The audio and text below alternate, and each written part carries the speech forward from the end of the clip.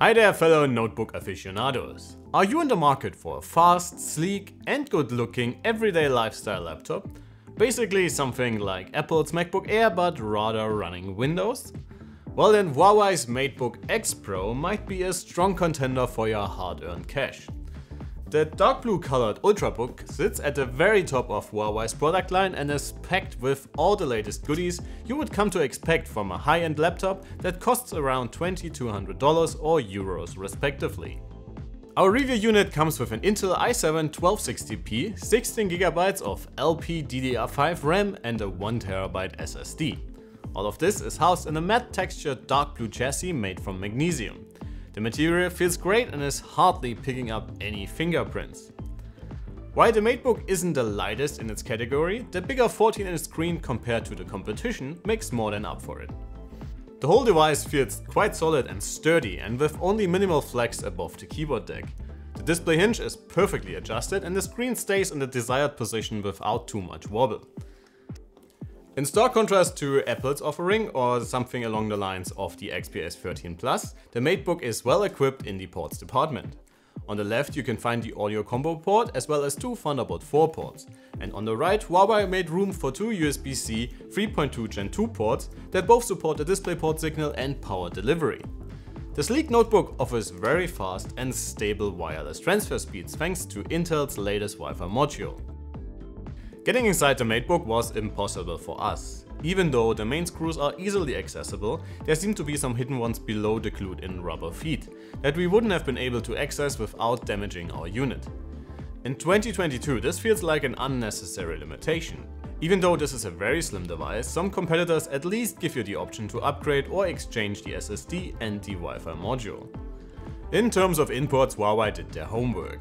The keyboard offers a very pleasant typing experience and a clean layout. Only the spacebar is a little rattly. The touchpad is a bit of a highlight. Not only does it look quite elegant, extending all the way to the bottom edge of the keyboard deck, Huawei also included some very nifty features along the edges of the smooth glass surface. Accompanied by subtle tactile feedback, you can adjust volume or display brightness, for example, by sliding slowly across the edges of the touchpad. In the display department, the MateBook X continues to please with a very high-res 14.2-inch IPS display. While not quite as contrasty as an OLED, the panel offers above average brightness with over 580 nits on average and solid values for contrast and plaque levels. Color gamuts are on par with the high-end competition and again only has to yield against OLED-equipped laptops like the Yoga 9i or the Asus Zenbook S13. In terms of color reproduction, Huawei did their homework once more by providing excellent factory profiles.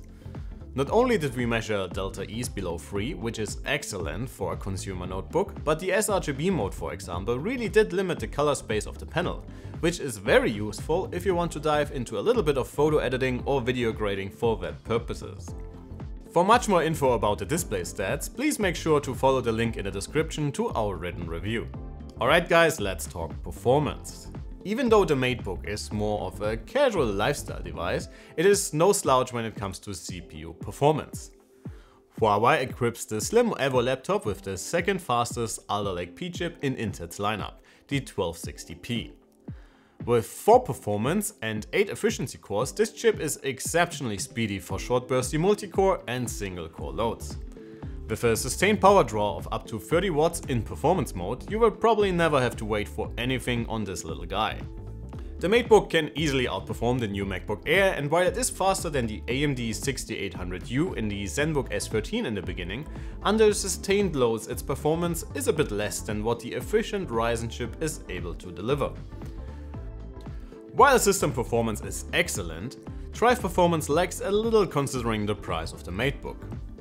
While it will probably hardly make a difference in everyday use, we observed throttling after prolonged heavy use during our benchmarks. And while around 3 GB for write and read speeds are fine for almost all use case scenarios, it's something potential users should be aware of. When it comes to the GPU, we can keep it short and simple. The integrated Xe GPU is fine for everyday tasks and multimedia purposes. But gaming is basically off the table unless you stick to older titles, Full HD resolution and low to medium settings for playable frame rates. If you cannot live without the occasional game, the amazing screen does very well with cloud gaming services like Microsoft's xCloud or the like. The MateBook comes with two performance profiles, and while they only differ in about 5 watts for the CPU, they impact fan noise considerably. While we wouldn't call the laptop loud in performance mode by any means, it is significantly quieter in balanced mode, so we would recommend using that in almost all use case scenarios. During general usage, it is unlikely you will ever hear the fans from this puppy, and even under full load it takes quite some time until the fans come on, and even when they are spinning, they do so with a very subtle noise profile. When it comes to your next YouTube or Netflix marathon, the speakers in the MateBook are excellent, and are even able to best the ones within the new MacBook Air. The soundstage is very wide and even offers some bass, and overall the MateBook is a joy for almost all casual listening experiences.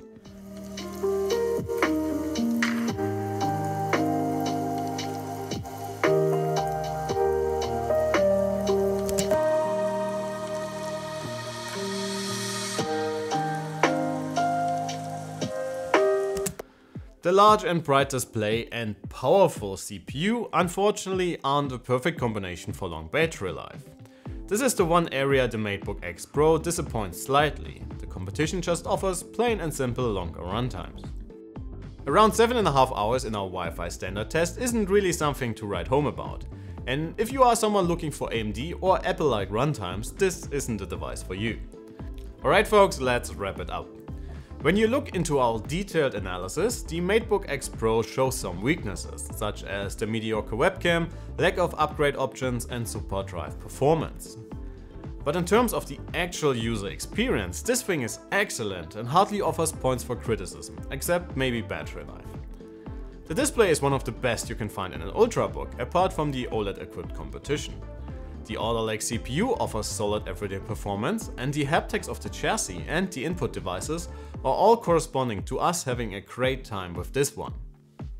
As always, if you want to find out more or want to compare the MateBook to the competition such as the MacBook Air, Dell XPS13 or the Asus Zenbook S13, please make sure to head over to our written review. This would be it for today. Thanks a ton for watching. I'm Alex. You have been amazing and I can't wait to see you all in the next one. Take care.